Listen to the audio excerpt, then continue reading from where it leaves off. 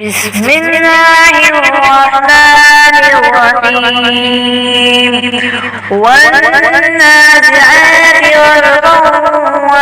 والناشطات نشطا والسابحات سبحا فالسابقات سبقا فالمدبرات أمرا يوم ترجف الراجفة تتبعها الرادفة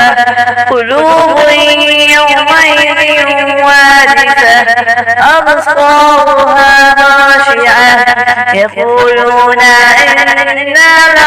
لمردودون في الحافرة أإذا كنا عظاما نخرة قالوا تلك إذا كرة خاسرة فإنما هي زجرة واحدة فإذا هم بالساهرة هل أتاك حديث موسى إذ ناداه ربه بالواد المقدس طوى اذهب إلى فرعون إنه طغى فقل هل لك إلى أن تزكى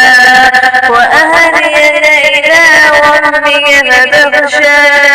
فأراه الآية الكبرى فكذب وعصى ثم أدبر يسعى فحشر فنادى فقال أنا ربكم الأعلى فأخذه الله نكال الآخرة والأولى إن في ذلك لعبرة لمن يخشى أأنتم أشد خلقا أم السماء بناها رفع سمكها فسواها وأغطش ليلها وأخرج ضحاها والأرض بعد ذلك دحاها أخرج منها ماءها فمرعاها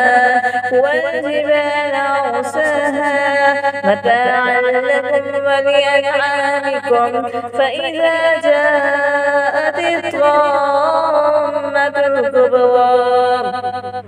يوم يتذكر الإنسان ما سعى وبرزت الجحيم لمن يرى فأما من طغى وآثر الحياة الدنيا فإن الجحيم هي المأوى وأما من خاف مقام ربه ونهى النفس عن الهوى فإن الجنة هي المأوى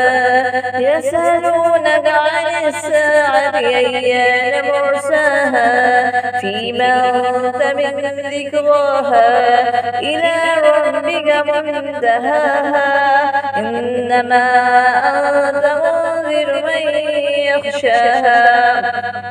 كأنهم يوم يرونها لم يلبثوا إلا عشية أو ضحاها